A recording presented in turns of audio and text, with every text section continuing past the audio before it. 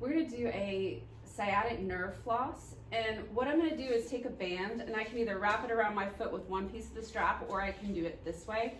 But if I have a lot of tightness in that nerve, I wanna make sure that I'm putting this other foot up on a wall, so it gives my pelvis a little bit of a tilt here, and that's really gonna help with the amount of stretch that I feel.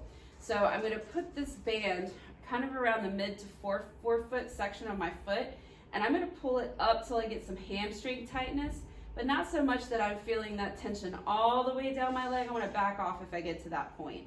It may be way down here for you, or it could be way up here for you. It just depends on how tight everything is. So once I get to that point, the second thing I'm gonna do is I'm gonna turn my toe inward. Now, as I turn my toe inward, my whole leg is gonna go and turn in, my knee is turning inward.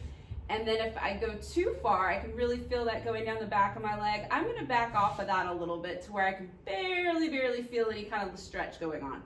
So for me, it's right about here. It could be way in, or it could be barely any turn here. If it's too much, you need to back the leg down a little bit so that you can turn it in just a little bit without that tension going all the way down the leg.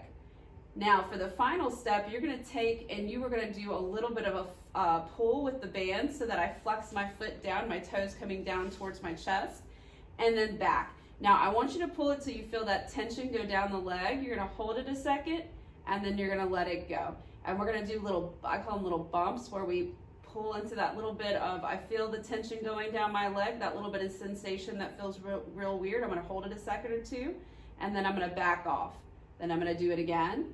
I go to that sensation, not through it, hold it for a second or two, and then back off. And so once you find the position where when you can flex your foot with that bringing the leg up, internal rotation where we're rotating that leg inward, and then I pull just a little bit, you wanna be able to feel that tension but not have it to where you don't enjoy it.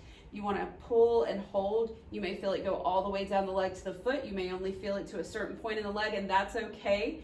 You know you're making progress when you're able to bring your leg up higher, turn your foot in more, or flex your foot more, and then we start to feel that tension stop going all the way down to the foot or as far towards the foot as it did before, and then it starts to come back up the leg.